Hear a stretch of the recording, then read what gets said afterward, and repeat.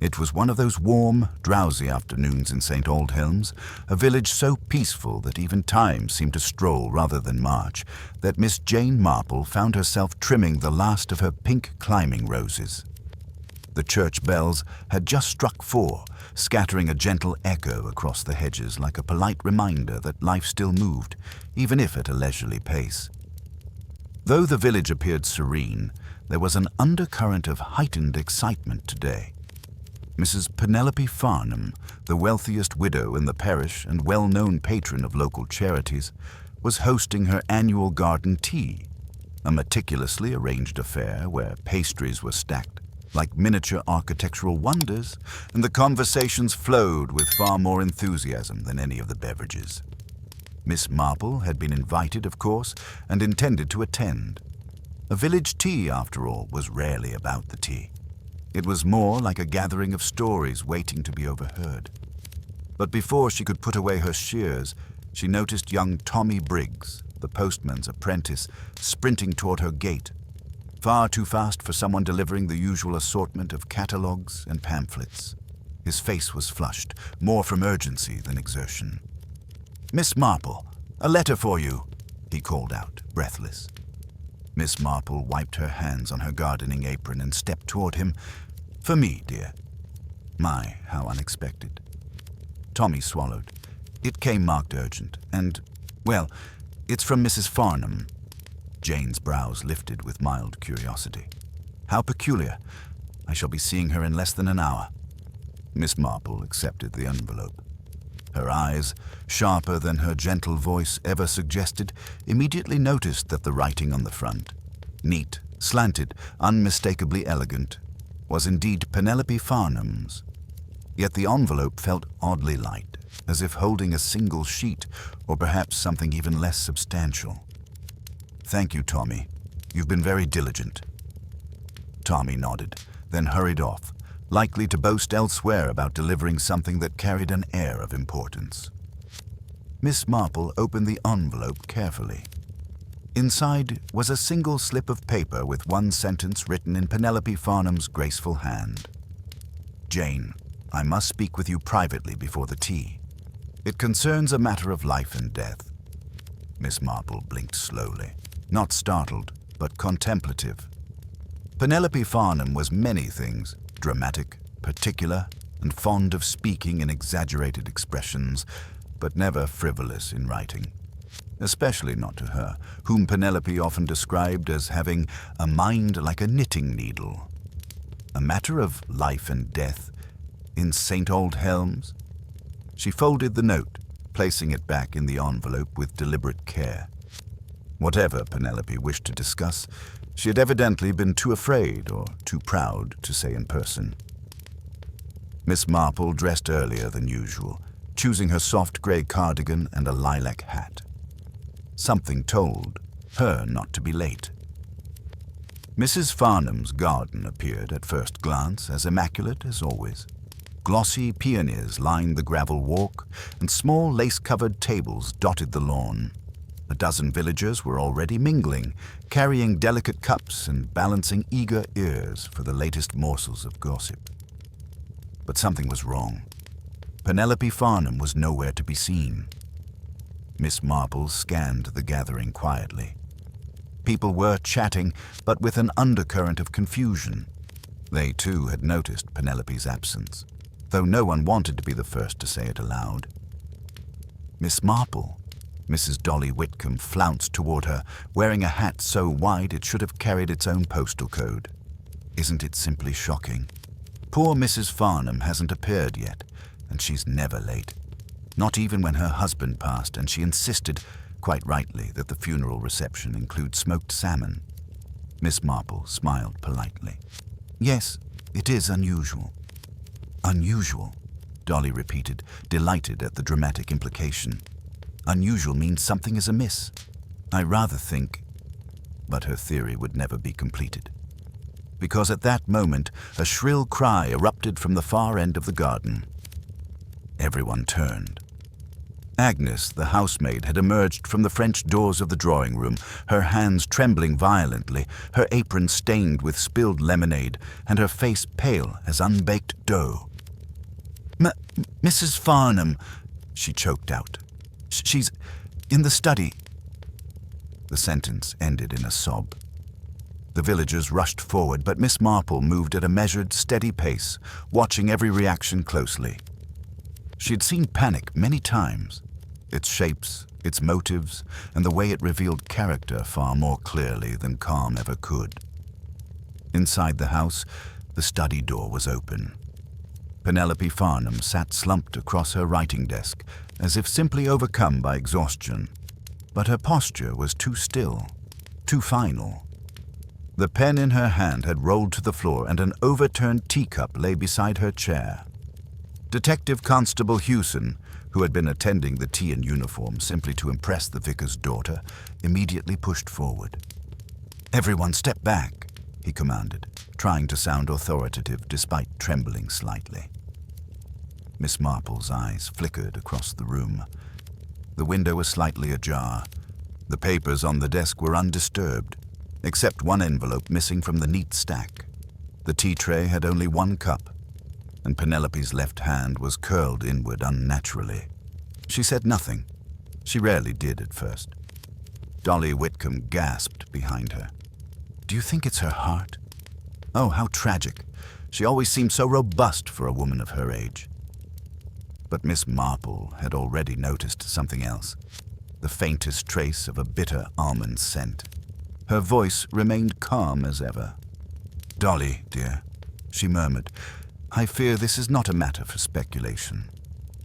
Because Penelope Farnham had not died peacefully, she had been poisoned, and the letter she sent Miss Marple only an hour earlier suddenly felt much heavier than a slip of paper or two. The letter, Miss Marple realized, had not just warned of a matter of life and death, it had foretold it. News of Mrs. Penelope Farnham's sudden, and now very clearly suspicious, death spread through St. Aldhelm's with the swiftness of a summer storm. By the time Miss Marple stepped out of the study, the garden was no longer a pleasant scene of tea and pastries, but an anxious hive of murmuring villagers, each forming hasty theories that, unsurprisingly, revealed more about themselves than about the crime. Poison in St. Aldhelm's. Mrs. Whitcomb's voice rose half an octave, delighted in spite of herself. "Oh, Miss Marple, it sounds like something out of a detective novel. Which dreadful person could do such a ghastly thing?" Miss Marple gently adjusted her lilac hat, her eyes soft yet focused. "A dreadful person, or perhaps simply a desperate one." "Desperate," Dolly repeated, leaning in as though Miss Marple might whisper the entire solution into her ear. "You don't mean—" But again, Dolly's speculation was interrupted, this time by the arrival of Inspector Lyle from the Muchminster police station. He was a tall, sandy-haired man with a kind face but a certain stiffness about him, like someone acutely aware that villagers were watching. "Right," said Inspector Lyle in a voice attempting authority. "If you'd all kindly step away, we'll be examining the scene. No one is to leave the premises until I've spoken to each of you." This proclamation only heightened the whispers.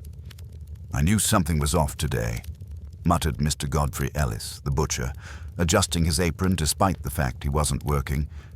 "Penelope said something strange to me just yesterday at the shop. Something about not trusting a soul. Rather ominous, now that I think of it." "You think she meant someone specific?" asked Mrs. Longweather, a woman whose nose for gossip was nearly as sharp as Miss Marple's for truth. Godfrey shrugged dramatically. "Could be anyone. The woman had opinions and plenty of enemies." "Enemies?" Mrs. Longweather gasped. "Penelope? But she chaired the church flower committee." Miss Marple, listening quietly, refrained from correcting the common misconception that a person's involvement in charitable committees often increased their number of enemies. Inspector Lyle eventually asked Miss Marple to step into the study with him. It was not that he believed she had information necessarily, but he respected her keen eye, even if unofficially. "Miss Marple," he began, scratching his chin, "you were the last to receive correspondence from Mrs. Farnham, were you not?" "Yes. A brief note delivered less than an hour before her death." "May I see it?" Miss Marple handed him the Ardai envelope. The inspector read the cryptic message aloud. "A matter of life and death. Dramatic words." "Yes," Miss Marple murmured. "Penelope did not write dramatically without purpose." Inspector Lyle paced the room. "There's no sign of forced entry, no disturbance. If poison was the cause, it could have been in her tea." Miss Marple nodded thoughtfully. The overturned teacup still lay beside the chair, but her eyes moved to the desk, specifically to the stack of letters. One envelope was indeed missing. "Inspector," she said mildly, "I believe Mrs. Farnham was interrupted while writing. The ink on the pen was still wet." "You think she was writing another letter?" "I do." "To whom?" he asked. "That," Miss Marple said softly, "is the question." Outside, the villagers were being individually questioned. But before their turn came, they theorized with energetic enthusiasm, their voices carrying easily across the now somber garden. "Perhaps it was a thief," suggested Mr. Pritchard the grocer, "although I can't imagine any thief so foolish as to rob her in broad daylight." "Thief? Nonsense," declared Miss Aurelia Stone, the retired schoolteacher. "It's someone she knew. Poison is personal. I've said that for years."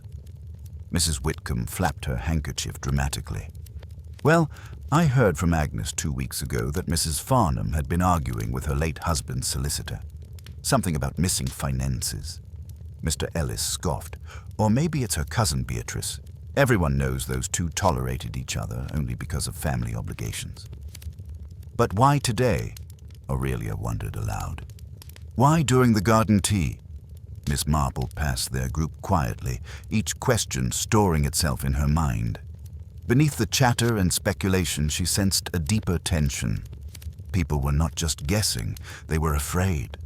Not of the poison, but of what the investigation might uncover. Because in St. Aldhelm's, secrets had a way of hiding behind lace curtains. Inspector Lyle, after interviewing the maid Agnes, called her aside again, this time with a stern expression. Agnes twisted her apron nervously. "Sir, I didn't touch anything, I swear. I only brought in the tea tray and left it on the table. Mrs. Farnham didn't like me hovering." "And the teapot? Did you prepare it?" "No, sir. Mr. Sheldon did, the butler. He makes her afternoon tea every day." Inspector Lyle exchanged a glance with Miss Marple. A familiar, almost too convenient detail. The butler. Mr. Edward Sheldon was a composed, middle-aged man with a calm demeanor and a fondness for polished silver. When the inspector summoned him, he came with the quiet dignity of someone whose life was built on routine. "Mr. Sheldon," Lyle said, "is it true you prepared Mrs. Farnham's tea today?" Sheldon nodded. "As I always do, sir." "And did you leave it unattended?" Sheldon hesitated. "Only briefly. Mrs. Farnham rang for me while I was arranging her desk. She said she wanted to speak to me after the guests arrived." "To speak to you about what?" the inspector pressed. "I'm not certain, sir." She appeared troubled. A ripple of interest crossed Lyle's face. "Mr. Sheldon," he continued, "you were the last to handle her tea." There it was, the first official suspicion. The villagers gasped. Mrs. Whitcomb nearly dropped her handbag. But Miss Marple simply watched Sheldon's reaction. Not dramatic, not indignant, just a flicker of emotion quickly suppressed. Not guilt, she thought. Fear. Of what? She could not yet say. As the inspector questioned Sheldon further, Miss Marple drifted back to the writing desk. Her eyes landed on a tiny detail everyone else had overlooked. A blot of ink on the corner of the desk, not near the pen.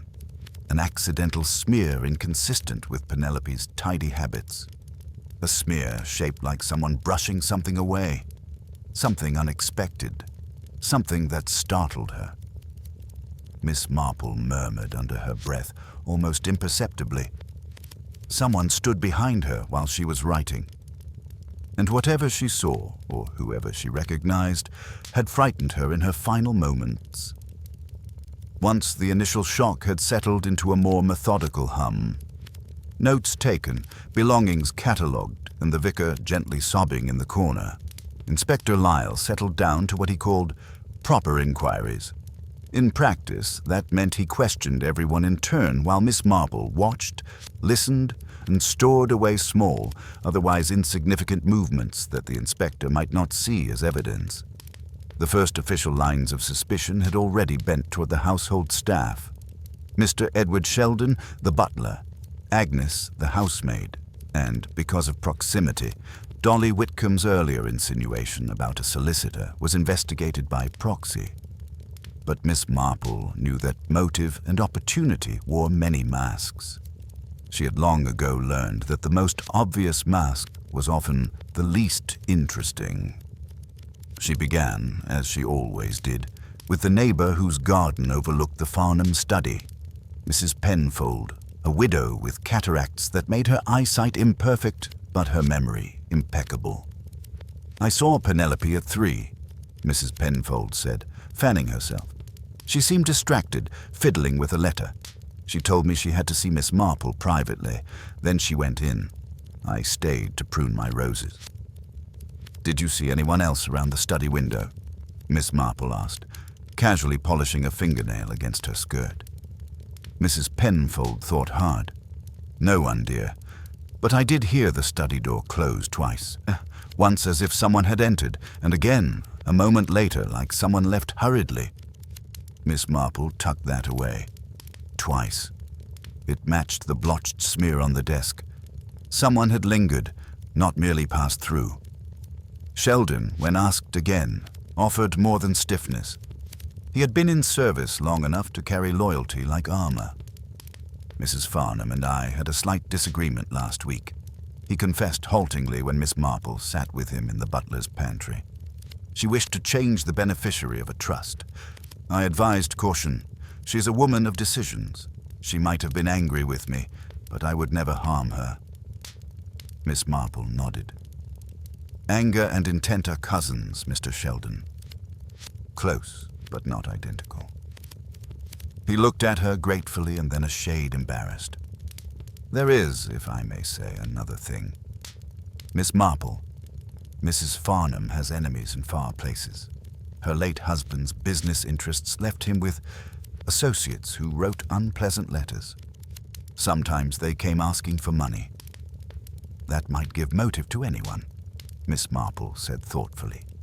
"But motive alone is a poor architect of crime. One needs tools and an opportunity." Sheldon's jaw tightened. "If you suspect me, I cannot stop you, but I am frightened for the house, for Mrs. Farnham." Miss Marple made no promises. Her eyes lingered on his hands, calloused in a way inconsistent with a man who only polished silver. There were faint grease marks under the nails, as if he had helped with an errand for which he had not wished to explain. Not guilt, she thought. Rather, a life lived with practical tasks that occasionally took him outside the genteel world he served. Agnes, the housemaid, had the tight, anxious energy of someone who kept domestic order as a moral duty. She cried easily and confessed everything with the shaky fervor of the repentant. "I didn't see anyone put anything in her cup," she insisted, wringing her hands. "I only carried the tray. I set it down, and then she spoke to me. She said, 'Not now, child,' and I left." Miss Marple asked the same second, idle question she always used with servants. "Did you notice anything unusual about Mrs. Farnham's manner? A look? A word?" Agnes's face puckered. She seemed frightened. She kept looking at the desk as if expecting someone to come up behind her. "Someone come up behind her," Miss Marple repeated softly. "Did she say a name?" "No, miss. She wrote, then she flinched and cried out and then was quiet." The precise nature of that flinch, An involuntary recoil from a known presence gnawed at Miss Marple. It was the kind of reflex one has to a familiar betrayal, a person you do not suspect because you have long relied upon them. Mr. Godfrey Ellis, the butcher, was insistent that the deceased had enemies closer to home. "Businessmen come asking for favors," he repeated, tapping his chin. "But also neighbors. Penelope's charity committees made enemies. She made choices. Some people lost their positions because of her." Miss Marple made a quiet note of his bitterness. He was not a refined man, but bitterness could sometimes sharpen like a blade. "There's also the solicitor, as Dolly said," he added. "Mr. Harroway. Heard he was to meet her next week over some old ledger."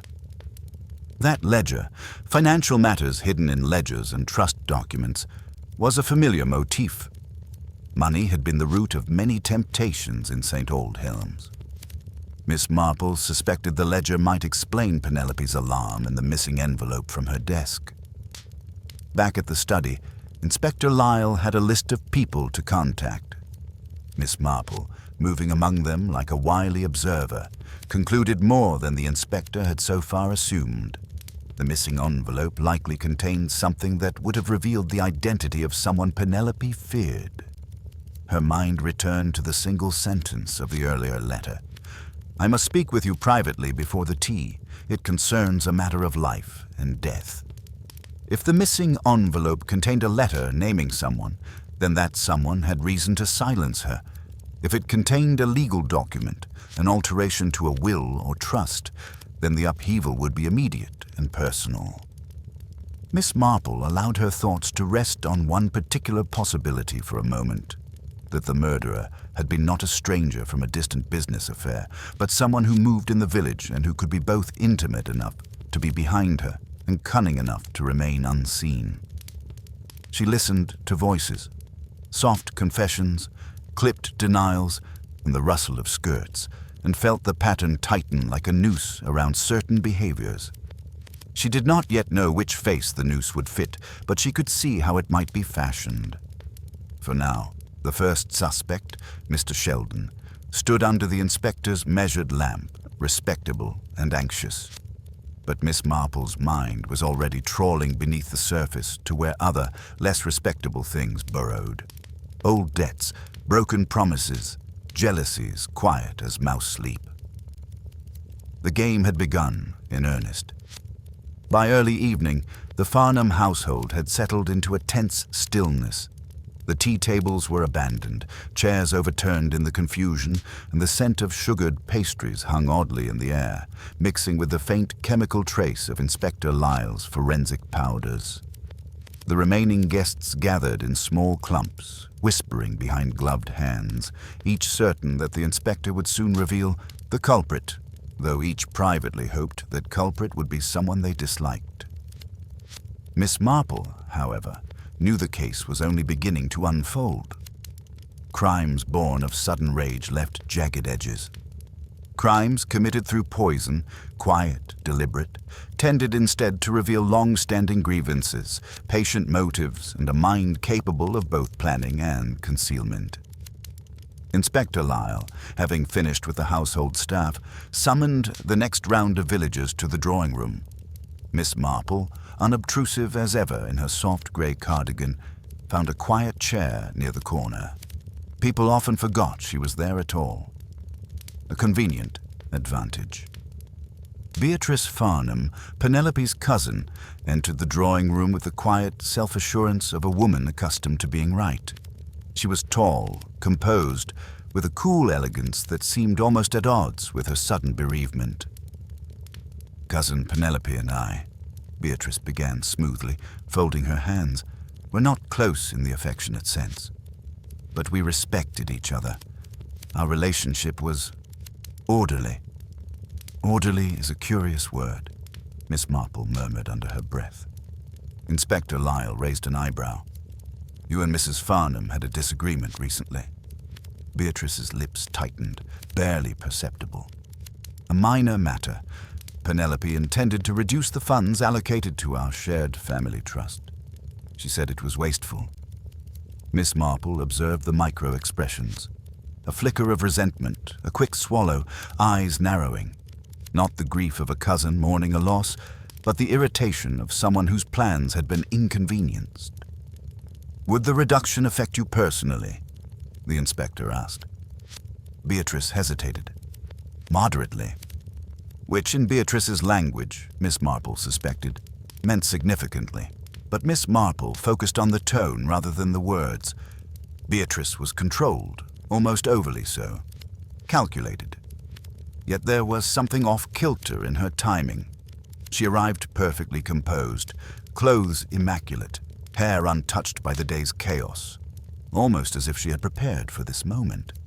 That was interesting. Next came Mr. Charles Harroway, solicitor to both Penelope and her late husband. His glasses glinted nervously as he took the seat, and he fiddled with his briefcase as if afraid it would betray him. "Mr. Harroway," Inspector Lyle began, "we understand you had business with Mrs. Farnham regarding a trust." Yes, indeed," Harroway stammered. "She wished to discuss reallocations and possibly a new beneficiary. Were you aware she sent Miss Marple a letter today?" He blinked rapidly. No, I wasn't aware of that." Miss Marple leaned slightly forward. "And did she write any letters to you today, Mr. Harroway?" He hesitated too long. Much too long. I had expected correspondence, yes, but none arrived." Which fit precisely with the missing envelope. His fingers drummed on the briefcase again. Miss Marple watched them sharply. Harroway's nerves were not those of a guilty man, she thought, but of someone whose secrets were at risk of being unearthed. Inspector Lyle pressed on. "Mr. Harroway, is it true that Mrs. Farnham discovered irregularities in her late husband's accounts?" Harroway paled. "There were discrepancies. Old accounts. Outdated. I was working to resolve them before she became concerned." "Concerned enough," Miss Marple said very softly, "to summon me in writing." Harroway's shoulders dropped. She believed someone had been siphoning funds. She did not accuse me, but she was, determined to uncover the source. She said she had proof in writing. Proof in writing. A letter. The letter that never reached its recipient. Miss Marple folded her hands neatly in her lap. The noose of suspicion circled Harroway, but it didn't quite fit. Not yet. Mrs. Longweather, summoned next, was known throughout St. Aldhelm's as the unofficial keeper of village history. She took her seat with the flutter of someone thrilled to be interviewed. "Oh, Inspector, I hardly know what to say," she exclaimed, lowering her voice dramatically. "Of course I'll help in any way I can. Now it's all so dreadful." "Were you close to Mrs. Farnham?" Lyle asked. "Oh yes, very." "Well, no, not close. But she would tell me things. Important things. Very important indeed." Miss Marple watched the woman's eyes glint with a dangerous mix of vanity and mischief. "What sort of things?" Miss Marple asked gently. Mrs. Longweather leaned in. "Secrets, dear. About her husband, about her staff, about poor Edward the butler, about gifts she received." "Gifts?" Inspector Lyle repeated sharply. "Oh, yes." Mrs. Longweather nodded eagerly. "A beautiful necklace sent anonymously 2 months ago. She never learned who it came from, but she showed it to me. Said she suspected someone with far too much interest in her." Miss Marple's fingers tightened slightly on her handbag. Interest, not affection, not admiration. Interest, which often meant intention. "Do you know who she suspected?" Miss Marple asked. Mrs. Longweather sighed dramatically. "Oh no, dear, she never told me. But she did say she meant to reveal something important very soon. Something that will change everything," she said. Inspector Lyle scribbled furiously. Miss Marple, however, took in the more delicate detail, the necklace's anonymity. Anonymous gifts always led down troublesome paths. When the interviews paused for a brief recess, Miss Marple slipped quietly back to the study. The late afternoon light slanted across the desk, illuminating the faint ink smear again. She leaned close. There, nearly invisible unless one examined at the perfect angle, was another subtle detail, a tiny crescent-shaped indentation in the blotting paper. The mark of a ring. Not Penelope's. Hers were delicate and slender. This indentation was broader. A man's ring, or a woman's with a distinctive shape. Someone had leaned over Penelope as she wrote, their hand pressing against the desk long enough to leave an imprint. Someone who stood too close. Someone she recognized immediately. Someone who, by her sudden flinch, frightened her.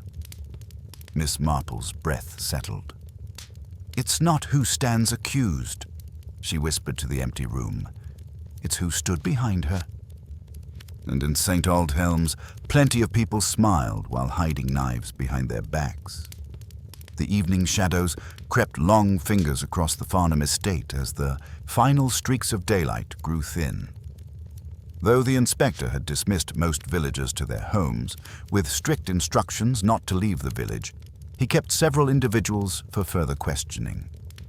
Yet even among those who walked home, there remained a lingering hush that clung to the cobblestones like a thick fog.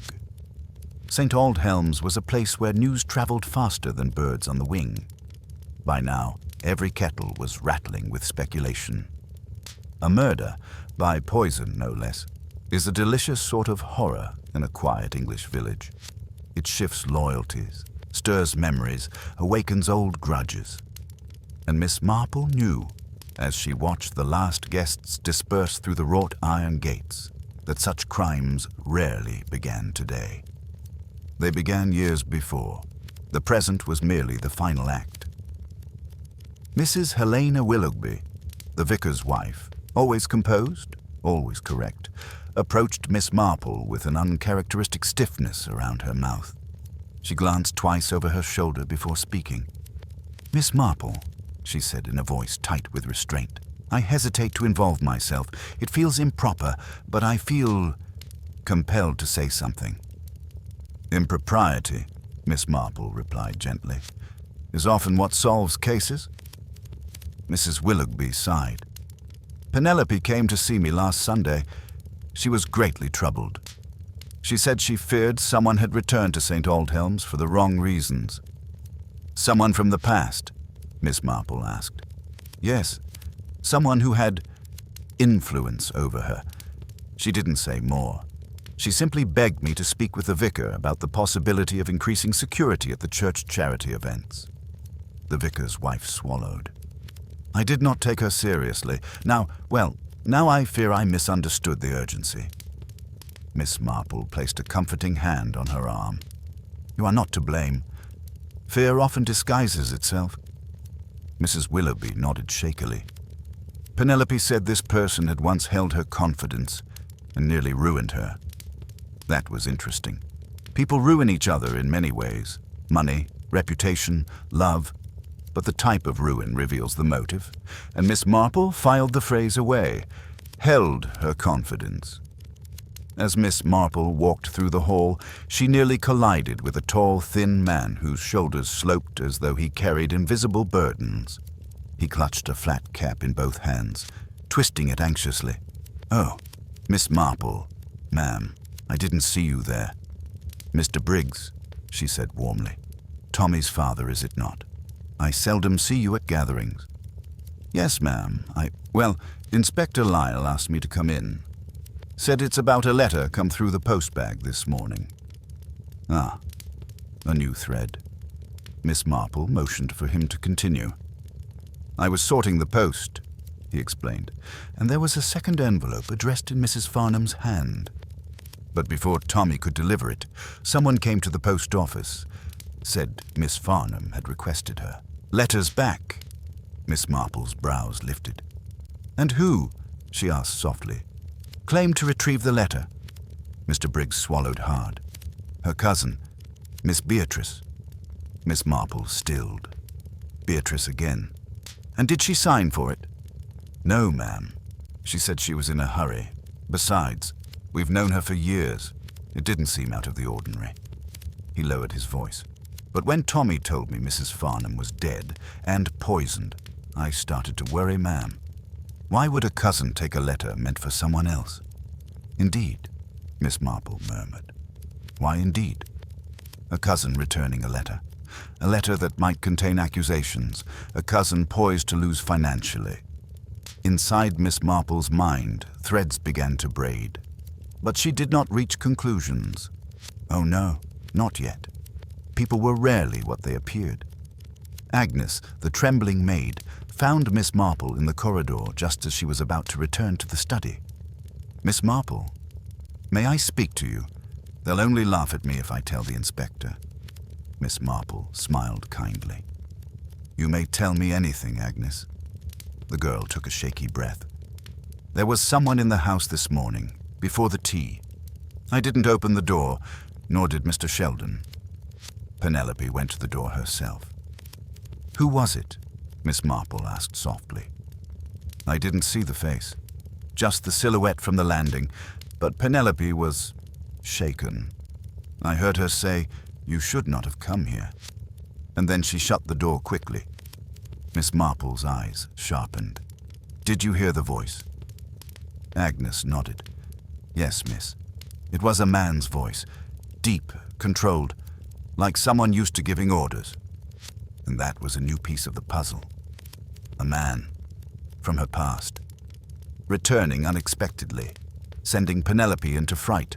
A man with a ring, perhaps. Miss Marple thanked Agnes and let her return to the kitchen. The hallway felt thicker now. The truth was somewhere in this house, close enough to taste. Returning to the study, Miss Marple paused just inside the door. The room was neat. Too neat. Inspector Lyle's team had returned items to their previous positions, unaware of the subtleties that Miss Marple always sought. Her eyes flicked across the desk, the blotting paper, the ink smear, the ring-shaped indentation. Each clue whispered of presence, but now she noticed something else.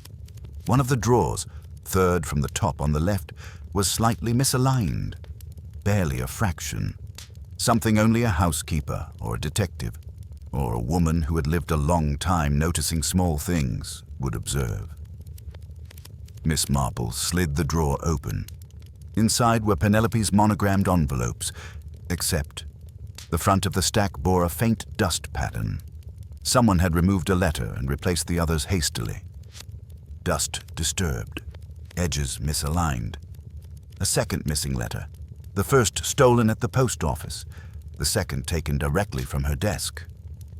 Miss Marple breathed out slowly. This, she whispered, is no crime of impulse. This is a crime of fear. Someone had been afraid of something Penelope was going to reveal, something she wrote, and someone removed. As Miss Marple stepped into the hallway, she heard raised voices near the front entrance. Inspector Lyle was arguing with a uniformed constable. She insists she must see you, sir, the constable said. You tell her... But he was interrupted by an imposing woman striding through the doorway. Dark coat, sharp eyes, presence cut from stone. I'm coming in, she declared, and you will listen. Inspector Lyle blinked. And you are? Eleanor Graves, she announced, Penelope Farnham's closest confidant, and the one woman she trusted most. Miss Marple paused, one hand on the staircase banister. This was the woman Penelope had spoken of? The confidant? The one she trusted above all? Then why had she never been mentioned today? Eleanor Graves turned sharply and spotted Miss Marple. Ah, she said, eyes narrowing with recognition. They told me you'd be here. Miss Marple dipped her head politely. Mrs. Graves, she said, you have arrived at a rather critical moment. Eleanor stepped forward, lowering her voice. I've come, she said, because Penelope wrote me a letter 3 days ago. She held up an envelope, and I think it is why she was killed. The drawing room seemed to contract the moment Eleanor Graves stepped inside, as though the walls themselves recognized her authority. She was not a woman easily overlooked.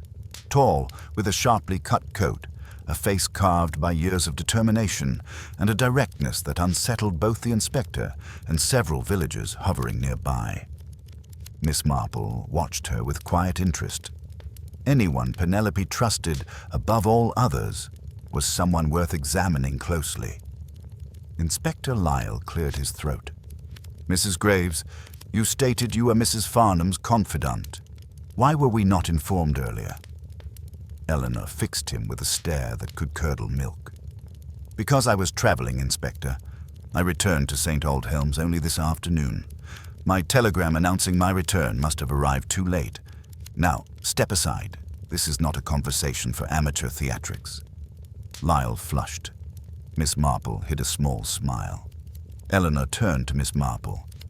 "May we speak alone?" "Inspector Lyle may remain," Miss Marple said gently. "What concerns Penelope concerns the law and the truth." Eleanor appraised her for a heartbeat. Then she nodded. "Very well." She produced the letter. Cream envelope, Penelope's handwriting. The same neat slope. Miss Marple's heartbeat quickened. This was the counterpart to the missing letters. Inspector Lyle reached for it, but Eleanor drew it back. "You will read it, but I will explain first." 3 days ago, Eleanor began, I received this letter in London. I was away arranging matters related to Penelope's late husband's business. Penelope knew I would return as soon as possible, but the urgency suggested something far more personal. Miss Marple leaned forward slightly, her expression attentive. Eleanor opened the envelope with precise fingers and unfolded the letter. She read aloud, "Eleanor, someone from the past has reappeared. Someone who once held great power over me. I believe this person intends to harm me or to silence me. I am preparing documents, proof of what was done. Should anything happen to me, I beg you to come at once. Trust no one. P." The room absorbed the words with chilling clarity. Inspector Lyle exhaled sharply. "This suggests premeditation." Eleanor snapped, "It suggests a predator returning." Miss Marple's eyes moved thoughtfully. "Penelope mentioned to her vicar's wife that someone nearly ruined her once. Did she ever mention that incident to you?" Eleanor hesitated. "We spoke of it, yes, but only in part. Penelope carried shame over it. It concerned an individual who exploited her trust when her husband was alive." "Financially?" the inspector pressed. "Emotionally," Eleanor corrected. "And financially as a consequence. A man who took advantage of a vulnerable woman's kindness." Miss Marple clasped her hands. "A man with a controlling disposition." "Yes," Eleanor said sharply. "A man who disappeared after Penelope's husband confronted him. A man she prayed never to see again." Agnes's description of the deep, commanding voice echoed inside Miss Marple's mind. "A man who visited this morning, unannounced, unwelcome." The pattern grew more troubling. Eleanor finally placed the letter in the inspector's hand. Lyle scanned it, nodding gravely. "This is enough to establish motive for her fear." He paced the room. "But we have no evidence the man actually returned. It could still be someone else. Sheldon, her cousin Beatrice, the solicitor. Everyone here had something to gain." Miss Marple said softly, "Fear itself is not a motive for murder, Inspector. But fear points towards someone with a history." Lyle sighed, pinching the bridge of his nose. "Mrs. Graves, did Penelope ever mention this man's name?" "She refused to." Eleanor's voice cracked, the first sign of vulnerability. She said speaking it aloud gave him power. A silence settled over the room. Miss Marple broke it gently. "Did Penelope receive anything unusual before her death? Letters? Gifts?" Eleanor nodded. "A necklace. Anonymous. Penelope believed it was a message." "Mrs. Longweather told us the same," Miss Marple said. Eleanor's head snapped up. She knew. Penelope told her. The mild indignation was revealing. Miss Marple kept her tone soothing. Penelope trusted several people with fragments of the truth, it seems. And none of us saw the full picture, Eleanor whispered. Inspector Lyle cleared his throat. Mrs. Graves, did you go to the post office today? Did you retrieve any letters on behalf of Mrs. Farnham? Eleanor blinked. No, I came straight from the train station to the Farnham estate. Miss Marple's eyes sharpened a fraction. But Mr. Briggs, the postmaster, said someone claiming to be her cousin retrieved her morning letter, Miss Marple reminded gently. Eleanor frowned deeply. Her cousin? Beatrice? Inspector Lyle gestured to a constable. Fetch Miss Beatrice Farnham at once. Eleanor exhaled. Beatrice always hated Penelope for how she managed the family trust. She would do anything to maintain her position. Miss Marple added softly, including intercept a letter. The pieces reshuffled. Beatrice entered minutes later, expression still composed. Inspector, I must insist this questioning end. I've already explained my position. Then you won't mind, Inspector Lyle said crisply, explaining why you collected a letter this morning that was not addressed to you. Beatrice's facade cracked. For a breath, a flicker, a tightening around the eyes.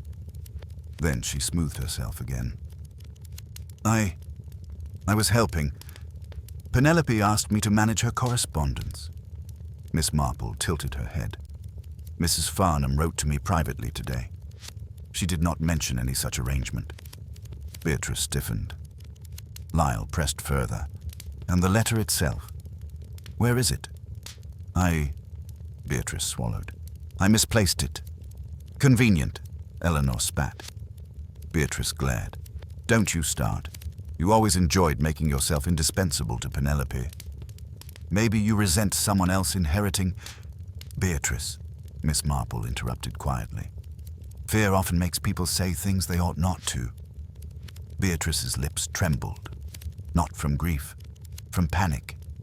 Miss Marple observed it all, the twitch of fingers brushing against her coat pocket, the way her gaze flickered, the faint indentation on her right hand where a ring usually sat.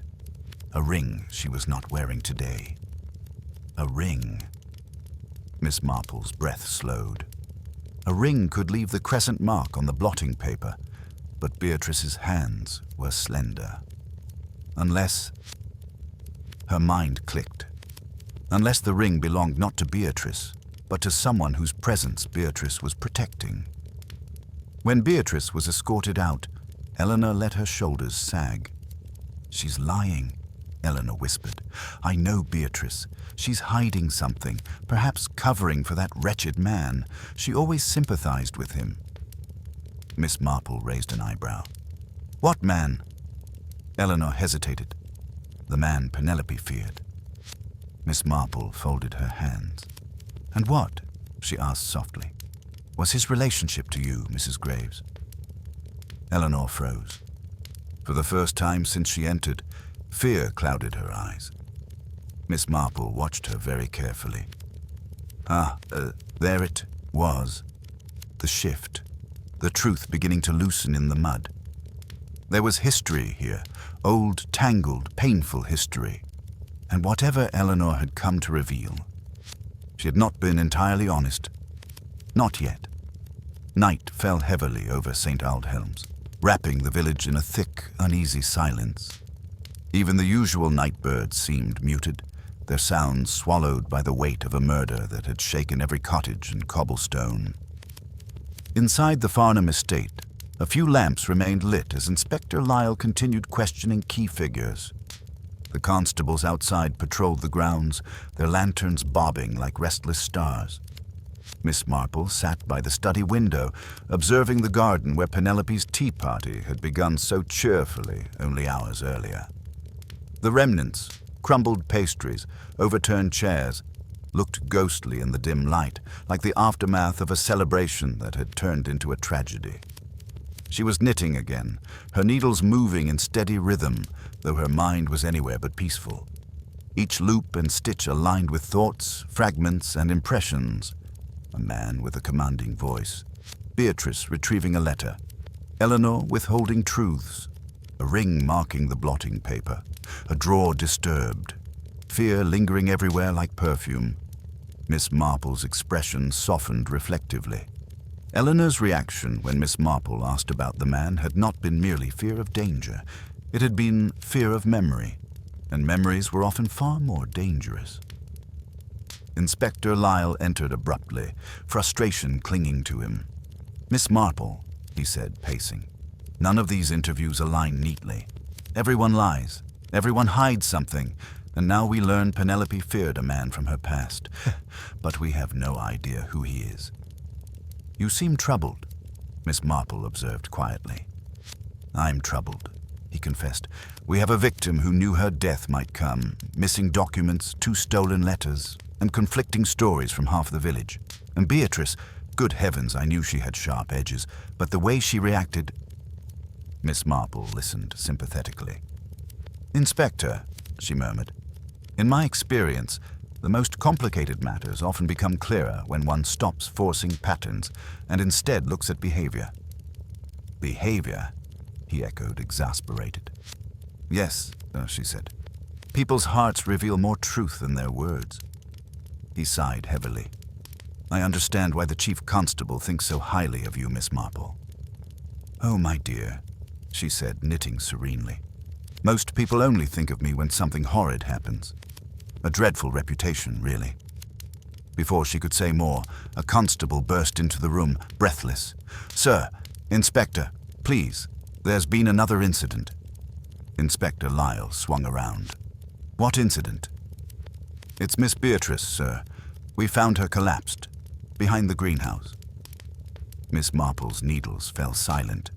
They hurried outside. Several villagers who lived nearby had gathered at the gates, drawn by the commotion. Constables blocked them from entering. Behind the greenhouse, lanterns cast flickering light over the scene. Beatrice lay on the ground, unconscious, her complexion alarmingly pale. Her pulse was weak, and a broken glass bottle lay beside her. Inspector Lyle knelt beside her, examining the faint residue on the glass. "She's been poisoned," he said grimly. "But not fatally. Thank heaven. Likely a smaller dose than Mrs. Farnham received." Miss Marple's eyes softened. She touched Beatrice's wrist gently, steadying. "This is no suicide attempt," she whispered. "Someone intended to silence her, or frighten her." "But why?" the inspector demanded. Miss Marple didn't answer. Not verbally, but she looked at the broken bottle, at the ground, at the disturbed soil, at the greenhouse door. There were 2 sets of footprints, one heavy, one light, and the heavier set dragged slightly on the right side, an uneven gait. Interesting. Eleanor arrived moments later, face sharp with shock and something else. Rage. "What happened?" she demanded. "She was poisoned," Inspector Lyle said. "Not as severely. Likely a warning." Eleanor knelt beside Beatrice, her voice trembling. "Beatrice, who did this?" Miss Marple watched Eleanor carefully. Eleanor's distress was real, but filtered, controlled, and something about the way she hovered over Beatrice suggested history between them, long and complicated. "Inspector," Eleanor said suddenly, her voice low, "this wasn't Penelope's killer. This is someone cleaning up loose ends." Miss Marple's eyebrows lifted slightly. "You speak with confidence," she remarked gently. Eleanor stood slowly, "because Penelope trusted me. She told me things she did not share with anyone else." "Except," Miss Marple said, "in fragments to many others." Eleanor winced. "Miss Marple," she said, "you must understand. Penelope feared a man, a very particular man. If Beatrice knew something, he would want her silent too." "Then you believe he's here?" "I believe," Eleanor said quietly. "He never left." A constable called out suddenly, "Sir, I found something." He held up a small object wrapped in a handkerchief. Inspector Lyle took it carefully. A ring, broad, heavy, masculine, with a distinct indentation that matched the mark on the blotting paper. Miss Marple's heart fluttered. The ring. Dropped in haste. During the attack on Beatrice. Or earlier. The inspector straightened. This must belong to our man from Penelope's past. Eleanor stared at the ring with an expression that Miss Marple recognized instantly. Recognition. Fear. Memory. But also something else. Guilt. Miss Marple approached her quietly. "You know this ring," she said gently. Eleanor's face froze. "No." Miss Marple tilted her head, almost maternally. "You must not lie to yourself, my dear. Only the truth can help Penelope now." Eleanor swallowed, her throat tightening. "Yes," she whispered. "I know it. I know it very well." Her voice dropped. It belonged to Harold Graves. Inspector Lyle stiffened. "Your husband?" Eleanor nodded, tears finally spilling. "Yes, Harold. Penelope's former confidant." Miss Marple's gaze softened. "And where is he now?" she asked. Eleanor turned slowly toward the greenhouse, her voice quivering. "He's here." "Here," the inspector repeated. Eleanor nodded again, trembling. "He came back. He told me he needed money.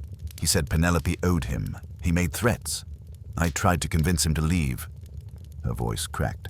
"But I never thought, never dreamed he would kill her." Miss Marple's knitting needles were still in her lap, untouched. She looked at Eleanor with sadness. "Mrs. Graves," she said softly, "you have been withholding far more than fear." Eleanor's knees buckled and she collapsed against the greenhouse wall. "I didn't protect him," she whispered. "I protected myself." Miss Marple nodded slowly. A new truth unfolded. Harold Graves had returned. But Eleanor Graves, Eleanor, who warned others, retrieved letters, arrived dramatically. Eleanor was not merely a confidant. She was a shield, and possibly a collaborator. Or worse, a witness who chose silence. Eleanor Graves was guided indoors by 2 constables, her legs trembling beneath her. She looked less like the commanding woman who had marched through the Farnham gates earlier, and more like someone who had been carrying a boulder of guilt for far too long.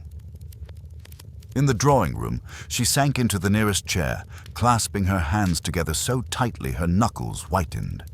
Inspector Lyle stood nearby, stiff and stern, yet not unkind. Miss Marple, who had not left Eleanor's side, regarded her with gentle eyes, eyes that saw far more than anyone realized. "Mrs. Graves," the inspector began, "your husband, Harold Graves, died 10 years ago, did he not? A boating accident off the coast of Torquay." Eleanor nodded weakly. "Yes, that is what I told the authorities." Miss Marple's knitting needles clicked softly. "And what is the truth?" The room held its breath.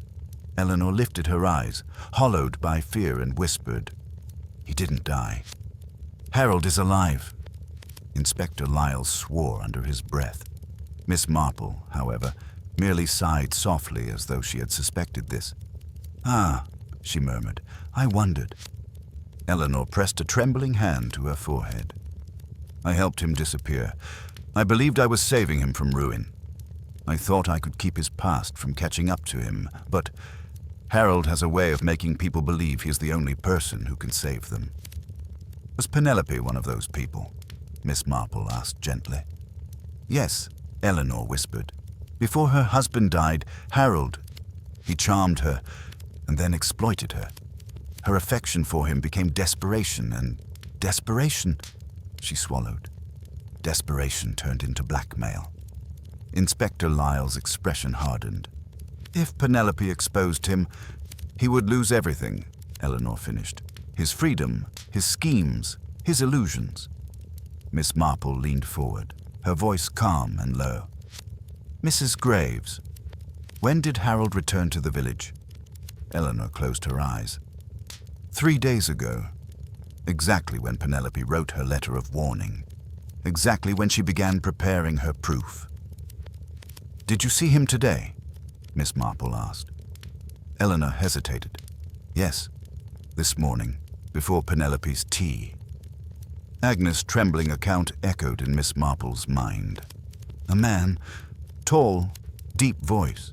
Penelope said, "You should not have come here." "Did you tell anyone Harold was here?" the inspector demanded. "No," Eleanor whispered. "He swore he only wanted money and would leave after." "I believed him." Her voice broke. "I always believe him, Miss Marple. Every lie, every promise, every threat disguised as tenderness."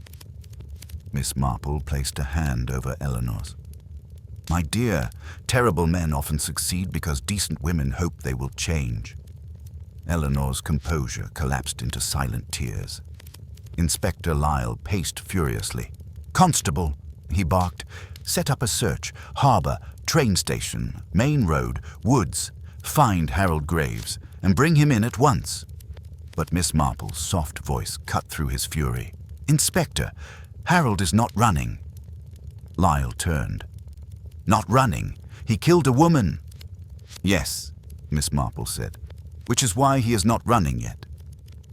The inspector stared. Miss Marple stood, eyes distant. "Harold Graves is a narcissist," she continued gently. "A man dependent on control. He won't flee St. Aldhelm's until he is sure he still holds power. He likely believes he can turn this situation in his favor. Perhaps even make someone else appear responsible." Eleanor nodded miserably. "He always manipulates people. He twists everything." Miss Marple tapped her fingers lightly together. "And he will be watching, listening, waiting." "Then where is he now?"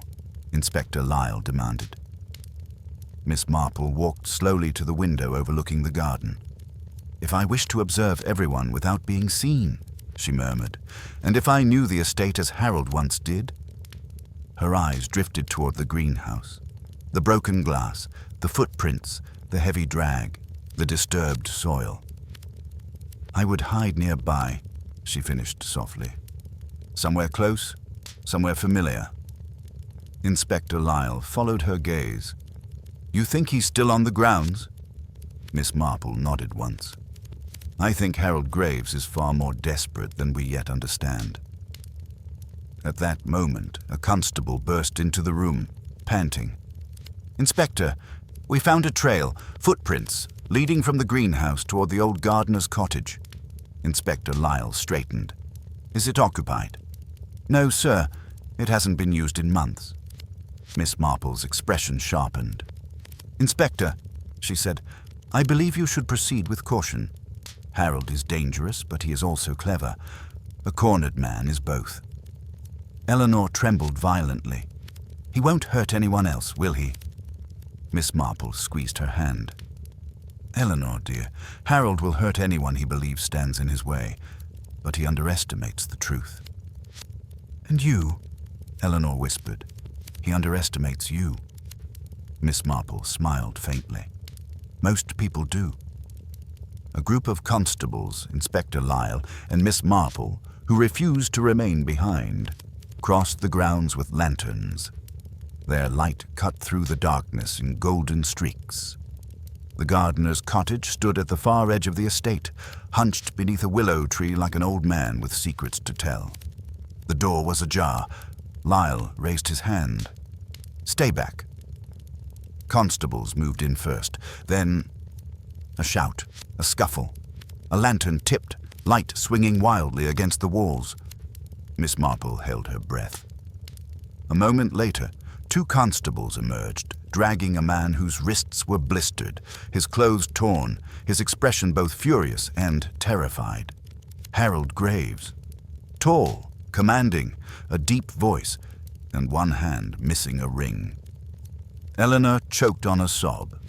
Harold's gaze swept across the assembled crowd until it landed on Miss Marple, and he smiled. Not a frightened smile, a calculating one. "Well," he drawled, "the famous Miss Marple, I've heard of you."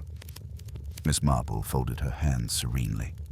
"And I, Mr. Graves, have been hearing your echo all day." He laughed, sharp and cold. "You have no proof of anything." Inspector Lyle stepped forward. "You were seen with Mrs. Farnham this morning." She feared you. She wrote to 2 women warning them of you, and you dropped your ring attacking Beatrice Farnham. Harold's expression flickered, but only for a second. Then he straightened. Beatrice, he said, mocking confusion. Oh no, that wasn't me. The inspector froze. Miss Marple studied Harold's eyes. Not confusion, not fear, but satisfaction. The satisfaction of someone who knew something the inspector did not. She inhaled softly. Inspector, she said, voice steady, I believe Harold Graves is telling the truth. Harold's smile widened triumphantly. Until Miss Marple added, about that one thing. The room stilled. Miss Marple continued, her voice calm.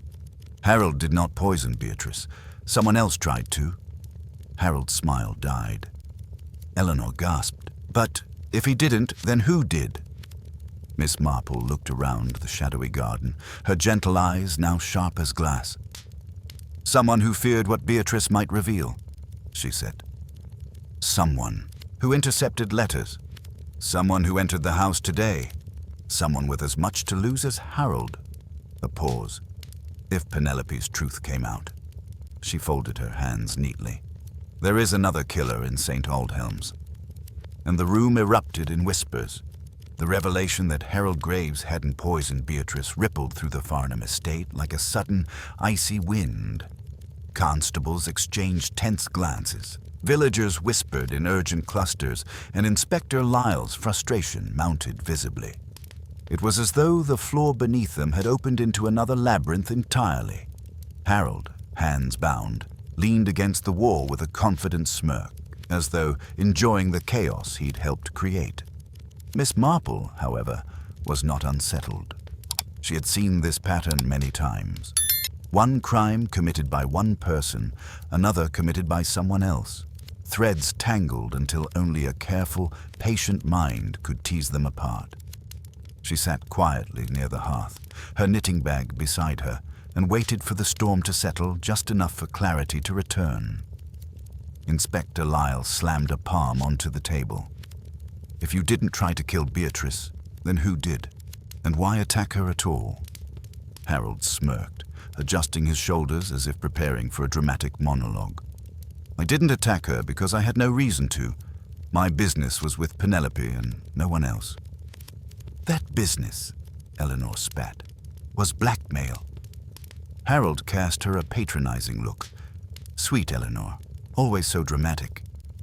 Miss Marple observed him with the same calm one might give to a spoiled child throwing a tantrum. You are lying, of course, she said gently. But not about everything. Harold blinked. He hadn't expected that. You did threaten Penelope this morning, Miss Marple continued, and you expected money. When she refused, you panicked. When she began preparing documents likely to expose you, you returned later to silence her. Eleanor gasped. You killed her. Harold didn't answer. His silence was an admission, but Miss Marple's gaze never left his face. You killed Penelope, she said quietly. But someone else tried to kill Beatrice. Harold shrugged. Why would I? Beatrice always despised me. She never interfered. And that, Miss Marple murmured, is precisely why you didn't silence her. Inspector Lyle scratched his head, exasperated. Miss Marple, I swear on my badge. Sometimes I don't know if you're speaking in riddles or plain English. Miss Marple offered a kind smile. Plain English, dear. Harold committed a murder. He is dangerous, manipulative, cruel. But he is also predictable. The second attack was not done out of panic or rage. It was calculated. She folded her hands atop her knitting bag. And Harold Graves is many things, but he does not share the stage. He would never allow another hand in his schemes, nor would he risk someone else leaving clues behind. Harold's smile, for the first time, faltered. If not Harold, Inspector Lyle repeated. Then who? Miss Marple turned toward the doorway, where several villagers had gathered. Mrs. Longweather clutching her handbag, Mr. Ellis wringing his cap, the vicar's wife whispering nervously to her husband. They each carried secrets, but only one had acted today with desperation. Miss Marple rose slowly, brushing imaginary dust from her cardigan. "Inspector," she said, "there is someone who had more at stake with the letters than Harold. Someone who retrieved Penelope's correspondence from the post office. Someone who had access to the greenhouse area." Lyle's eyes widened. "Beatrice?" "No," Miss Marple said softly. "Beatrice was frightened, not dangerous." Her voice dropped to a near whisper, but she was frightened of someone very specific. A ripple passed through the room. "Someone who visited the house today without raising suspicion," Miss Marple continued. "Someone who acted in Penelope's absence. Someone who benefits greatly from Penelope's death and from Beatrice's silence." Her gaze settled on a figure in the doorway. The room stilled. "Mr. Charles Harroway," Miss Marple said. The solicitor stiffened. The color drained from his face. Inspector Lyle stepped toward Harroway. "Is this true?" Harroway attempted composure, but his voice cracked. I don't understand what you mean." Miss Marple approached him slowly, her gentle voice a stark contrast to the steel in her words. "Mr. Harroway, Penelope discovered discrepancies in her husband's accounts. She intended to expose the person siphoning funds." Harroway's breath hitched, but she never said no. Miss Marple agreed. "Penelope was cautious. She told parts of her story to many people, ensuring someone would piece the puzzle together even if she could not. She sent a letter to Eleanor. She wrote one to me, and one was taken from the post office." Her eyes locked with his. "A letter addressed to you, Mr. Harroway." Harroway's legs wobbled. "No," he whispered. "No, you can't prove." "Penelope was meticulous," Miss Marple said softly. She had the habit of noting every outgoing letter in her small ledger. "A ledger I found earlier tonight." Inspector Lyle spun. "Where?" "In the third drawer of her desk," Miss Marple replied. "She listed a letter to me, a letter to Eleanor, and a letter to her solicitor." Her voice dropped. "The third letter never arrived. And had Penelope exposed the financial fraud, you would have been ruined, Mr. Harroway. Stood trial, lost your profession, perhaps even faced prison." The room tightened around him. Harroway shook his head wildly. "I did not kill Penelope." Miss Marple nodded. "I know." His eyes widened. "But you did attack Beatrice." Harroway staggered backward. "You believed she had found Penelope's missing correspondence," Miss Marple continued. "You feared she knew the truth. So you followed her, waited in the greenhouse, and attempted to silence her before she could speak." Harroway collapsed onto the nearest chair, burying his face in his hands. The vicar crossed himself. Mrs. Longweather let out a strangled cry. Inspector Lyle approached slowly. "Mr. Harroway, did you attack Miss Beatrice Farnham?" Harroway sobbed. "She was going to expose me. She had begun to suspect. I only meant to scare her. I didn't mean to..." But Miss Marple gently raised a hand. "You feared exposure," she said softly. "You acted out of desperation, but you did not kill Penelope." He looked up helplessly. "No, I swear, I never touched her tea." Miss Marple nodded. "I believe you." Inspector Lyle exhaled heavily. "So we have two criminals, Harold Graves for Penelope's murder, and Harroway for the attack on Beatrice." "Not criminals," Miss Marple corrected gently. "Not yet. Suspects." Harold scoffed. "This is nonsense. You have nothing on me."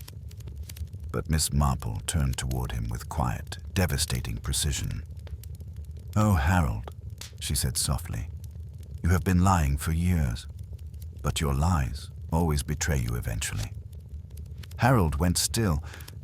Miss Marple's voice remained gentle, but her eyes now glittered like knives. "And I know exactly how you killed Penelope Farnham." The room froze. Eleanor gasped. Inspector Lyle leaned forward. Harold's smirk vanished completely.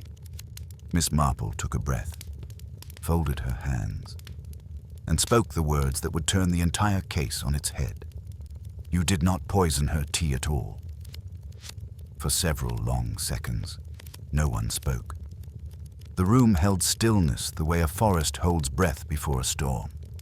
Harold Graves stood rigid, shoulders squared, eyes glittering with the brittle defiance of a man who knows he is cornered but refuses to accept the inevitable. Miss Marple stepped closer to the hearth, its warm light softening her gentle features. When she spoke, her voice was mild, almost grandmotherly. "You did not poison her tea, Harold."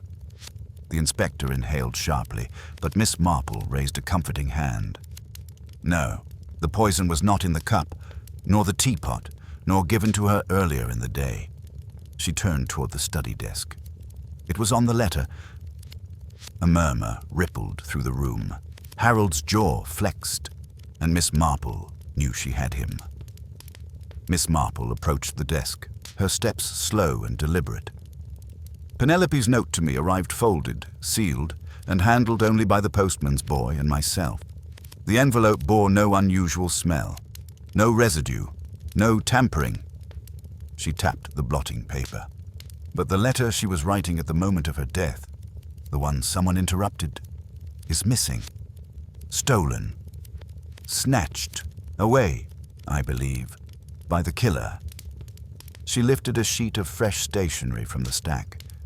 When Penelope opened the blank page to write, the poison had already been laid upon it. Thin, nearly invisible, brushed in delicate strokes across the area where her fingers would rest. Eleanor gasped. "Harold used poison on paper." "Indeed," Miss Marple said softly. "A deadly contact poison. One that causes cardiac failure rapidly. Something Harold had used or seen used before." Inspector Lyle snapped his fingers.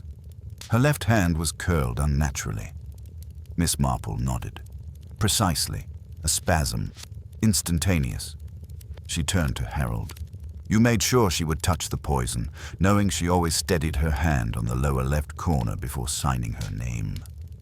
"It is a habit of hers. You had seen it often before." Harold's silence was damning. "But," Miss Marple continued, "Penelope realized something the moment her fingers touched the page." She pointed to the faint smudge Harold had overlooked, the dry blood ink smear on the corner of the blotting paper. "She flinched," Miss Marple said, instinctively pulling away. "The blot shows a sudden jolt of movement. And that, Inspector Lyle, was the first clue that she did not die peacefully or gradually." Eleanor whispered, "She was trying to warn someone." "Yes," Miss Marple agreed. She looked up, startled by the person standing behind her. The killer. A person she recognized and who knew her habits intimately. Her gaze locked onto Harold. "The crescent indentation on the blotting paper made by your ring confirmed your presence." He stiffened. Miss Marple smiled gently. "You removed the ring afterwards, of course, but you dropped it during the attack on Beatrice." The room exhaled collectively. Miss Marple folded her hands. "Allow me to lay out the sequence." She glanced around the room, ensuring everyone followed. First, Harold returned to St. Aldhelm's 3 days ago, seeking money from Penelope. She refused and instead began preparing documents exposing both his past misdeeds and his present threats. Beatrice gasped softly. Second, Harold retrieved poison, something he had access to through dubious business acquaintances in his old life. "Lies," Harold spat. Miss Marple smiled kindly. "Do let me finish." Third, he visited the house this morning. Agnes heard Penelope tell him, "You should not have come." He demanded money. She refused again. Inspector Lyle nodded. "We have that much confirmed from Agnes." Fourth, Miss Marple continued, Harold slipped into the study during the tea preparations. He laid poison onto Penelope's writing paper, knowing she would write a letter before greeting guests. He hid or left briefly to avoid notice. Eleanor trembled. He waited for her to return. Miss Marple nodded. Fifth, when Penelope returned to right, Harold stood behind her, watching, waiting for her fingers to touch the poisoned page. As soon as she reacted, he removed the incriminating letter, slipped out through the back window, and left her to die.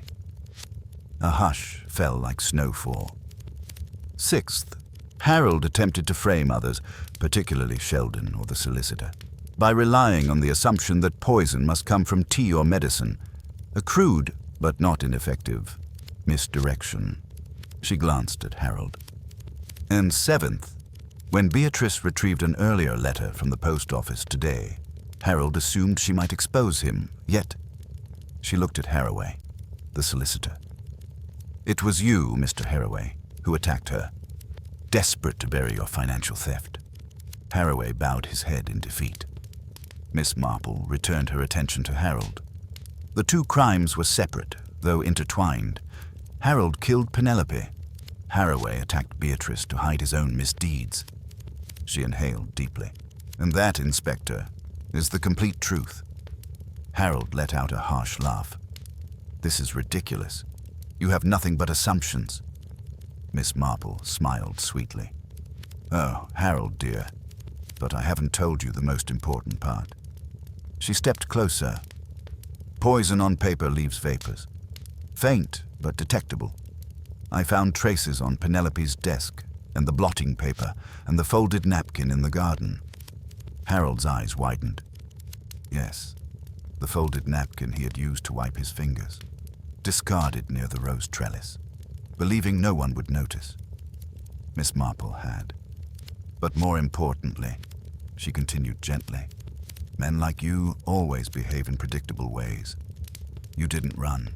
You waited. You wanted to control the narrative. You wanted an audience. Her voice softened to a whisper, meant only for him. You have the vanity of a performer and the cruelty of a coward. And for the first time, Harold broke. His face twisted, his breath shuddered, his shoulders collapsed. Fine, he snarled. Yes, I killed her. She owed me. She betrayed me first. I only... But Miss Marple raised a hand softly. No one ever deserves murder, Harold. Not even those who wrong us. Inspector Lyle stepped forward. Harold Graves, you are under arrest for the murder of Penelope Farnham. Harold didn't resist. He simply stared at Miss Marple with a hatred born from humiliation. You ruined everything, he hissed. Miss Marple shook her head gently.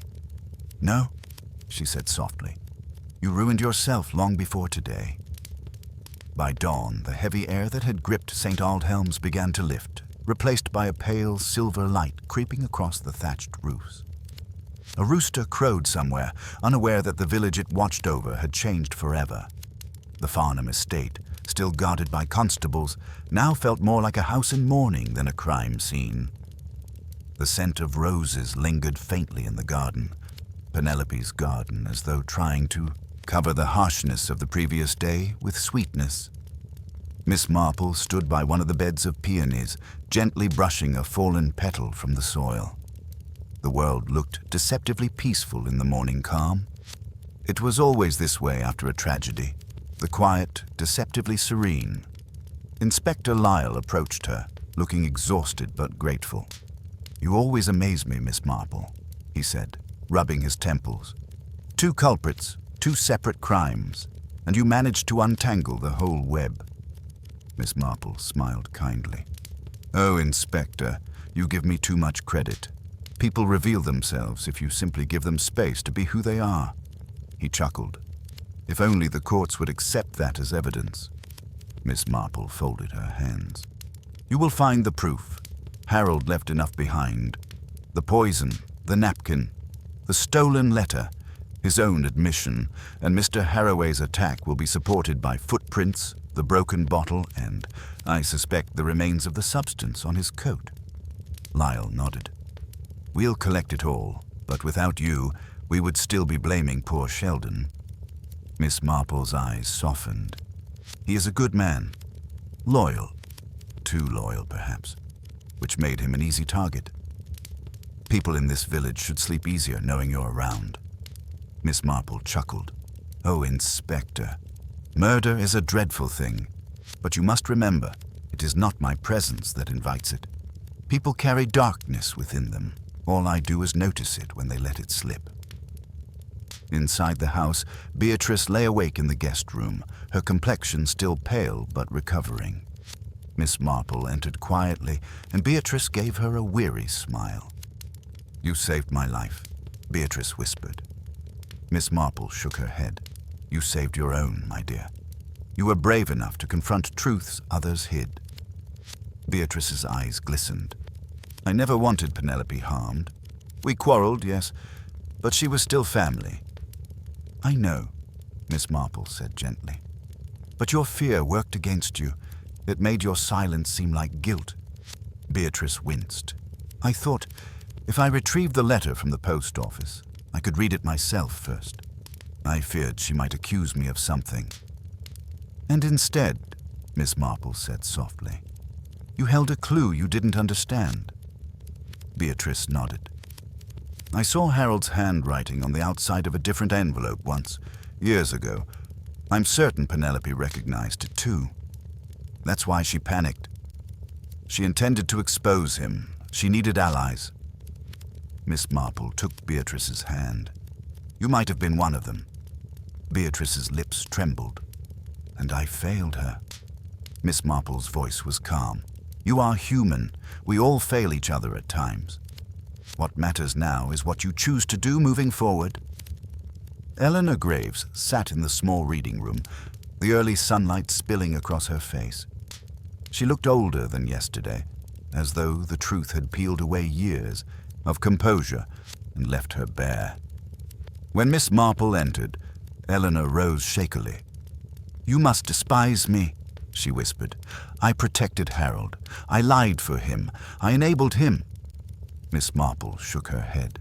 "I do not despise you, Mrs. Graves. You were trapped. People like Harold build cages without bars, cages of guilt, affection, and manipulation." Eleanor bowed her head. "He ruined my life long before Penelope's." Miss Marple stepped forward and placed a gentle hand on her arm. "You were another of his victims, a different kind of victim than Penelope, but one nonetheless." Eleanor's tears fell silently. "I kept thinking," she said hoarsely, "if I protected him long enough, loved him fiercely enough, perhaps he would become the man I once believed him to be." Miss Marple's voice softened even more. "Terrible men are often masters of pretending to be better than they are, until the moment their own ego destroys them." Eleanor closed her eyes. "Will anyone ever forgive me?" Miss Marple looked out the window toward the brightening sky. "Forgiveness is not ours to demand, only to earn. Live truthfully now. That will be enough for those who matter." By midday, the village had erupted into the familiar rhythm of gossip. Fear, relief, outrage, speculation. Mrs. Longweather insisted she had suspected Harold all along, though she had said the exact opposite 2 days earlier. Mr. Ellis repeated the story of finding Beatrice more dramatically with each retelling. The vicar's wife organized a charity knitting circle for spiritual recovery, though the vicar insisted it was more for distraction than piety. People needed stories after tragedy, stories to make sense of the impossible. But Miss Marple noticed something else. They also needed silence. So she left the village bustle behind and returned to her cottage, closing the garden gate behind her with a quiet click. In her cozy sitting room, Miss Marple brewed herself a cup of mint tea. Her roses, pruned only the day before, peeked in through the lace curtains. The air felt softer now, as though the world had exhaled. She settled into her chair, took up her knitting, and let the rhythmic click-click of the needles soothe the remnants of tension in her mind. "Murder," she murmured to herself, "is rarely a creature of sudden impulse. More often, it is the end of a long path paved with little lies, weak moments, and old resentments." Her eyes softened. Poor Penelope. She tried to make amends for her mistakes. She tried to warn us, but she could never quite free herself from her past. Miss Marple placed another stitch carefully. As for Harold, he was always going to destroy someone. If not Penelope, then another. Men like that are inevitable storms. She looked out toward the garden. And Mr. Harroway, a reminder that fear creates cowards faster than greed does. The kettle whistled softly. A bird hopped on the windowsill, chirping innocently. Miss Marple smiled. "In the end," she whispered, "human nature is terribly predictable. But kindness, too, can be predictable, and perhaps that is what saves us." She returned to her knitting, humming a gentle tune. Another mystery solved, another truth uncovered. Life in St. Aldhelm's would move on, scarred, quieter, wiser. And Miss Marple, ever composed, ever observant, continued to watch the world with soft eyes that saw everything. For the next several days, St. Aldhelm settled into an uneasy calm. Though the villagers spoke of nothing but Penelope Farnham's tragic death and Miss Marple's brilliant unraveling of the mystery, life slowly resumed its familiar patterns. Children resumed their games along the lane. The vicar returned to his sermons, slightly more dramatic now, infused with moral lessons about temptation. Mrs. Longweather exaggerated every detail of her involvement in the case until she nearly convinced herself she had solved it. But underneath the chatter, a subtle shift had occurred. St. Aldhelm's felt older, wiser, more aware of the dangers that could lurk beneath familiar smiles. Miss Marple walked through the village on a mild afternoon, pausing occasionally to admire autumn chrysanthemums in bloom. Her feet carried her instinctively toward the Farnham estate, though she had no pressing reason to go. Perhaps, she reasoned, closure required a final visit. She found Beatrice in the garden, seated quietly beside the peonies. Her complexion had regained color, and her hands were steadier than before. "Miss Marple," Beatrice greeted her softly. "I didn't expect you today." "Oh, I rarely expect myself," Miss Marple said with a smile. "One simply ends up where one's feet lead." Beatrice smiled faintly. "I've been thinking of leaving St. Aldhelm's, perhaps starting fresh." Miss Marple lowered herself onto the bench beside her. "My dear, a fresh start is often a wise thing," she said, "but do not run from ghosts that are already fading." Beatrice looked down. "I feel ashamed. I should have helped Penelope sooner. I should have spoken when I sensed something was wrong." Miss Marple shook her head gently. "We all hesitate before truth," she said. "Fear makes liars of the honest and cowards of the brave. You survived a terrible ordeal. Forgive yourself for being human." Beatrice inhaled shakily. "What will become of the estate?" "It will pass into trust, I believe," Miss Marple said, "with your oversight, if you choose to remain." Beatrice blinked. "Mine?" "Penelope may have doubted your closeness," Miss Marple said softly, "but she never doubted your integrity." "Not truly." A tear slipped down Beatrice's cheek. "Thank you," she whispered. Eleanor Graves approached from the arbor, dressed simply, her usual sharp elegance replaced by a humbler grace. "I'm leaving tomorrow," she said, stopping before them.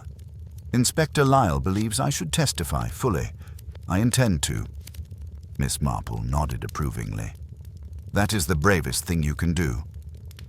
Eleanor's eyes softened. "I wanted to thank you, Miss Marple. You saw the truth. Not just Harold's guilt, but my weakness." Miss Marple rose and touched her arm gently. "Weakness is not wickedness," she said. "Survival is rarely tidy. You tried to protect yourself from a cruel man. Many would have done the same." Eleanor exhaled a long, trembling breath. "I hope one day I may forgive myself." Miss Marple smiled kindly. "Forgiveness comes slowly, like dawn. You need only wait for the light." As Miss Marple turned to leave, Inspector Lyle arrived through the garden gate, tipping his hat. "Ah, Miss Marple," he said. "I've been looking for you. I thought you should know. We found the missing letter." Miss Marple's eyebrows lifted. "The one Harold stole?" Yes, hidden beneath a loose floor brick in the gardener's cottage. He handed her the folded document. "Would you like to read it?" Miss Marple paused, then shook her head softly. "No, I believe I already know what it contains." He arched an eyebrow. "You do?" "Oh, yes. Confessions, warnings, names. But its purpose is already fulfilled." Lyle chuckled. "You're quite certain, then?" "Quite." He tipped his hat again. "The chief constable intends to mention you in his report. Says you've more sense than half his department combined." Miss Marple laughed lightly. "Goodness, I hope he doesn't say it aloud. People might start expecting things of me." Lyle departed with a warm smile. As Miss Marple walked home, the village seemed to exhale. Children laughing again, laundry flapping on lines, the hum of a kettle from Mrs. Penfold's kitchen. Life, as always, quietly reclaimed its place. She reached her little cottage, opened the gate, and stepped into her beloved garden. The roses greeted her like old friends, and the sweet peas leaned forward as if eager for company. Inside, she removed her hat, adjusted her cardigan, and sat in her favorite chair. She set her latest knitting project on her lap and began her gentle, practiced stitching. Click, click, click. The sound soothed her. It always did. As her needles danced, she spoke aloud, softly, to no one in particular.